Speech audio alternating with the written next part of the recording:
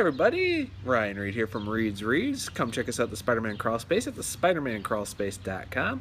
I'm out on location today here because it's such a beautiful day outside. Didn't feel like being cooped on in, so I'm here, of course, to review Amazing Spider-Man number 15. So let's get right with the pros, shall we?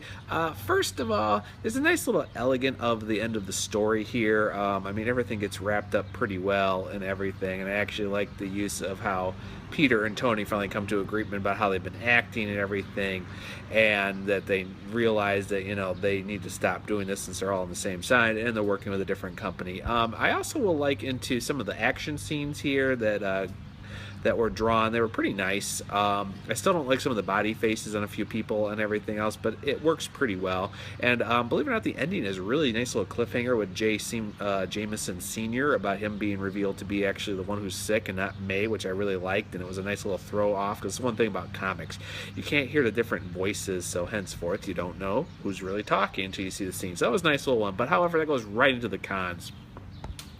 First of all, the story is just bad.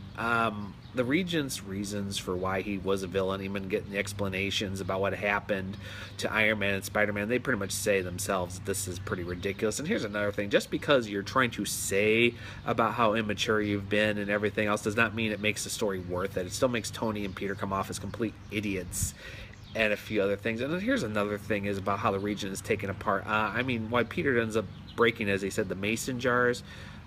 Harry basically helped him out with his amazing Sonic, wristwatch app here, the poor man's iPhone and everything.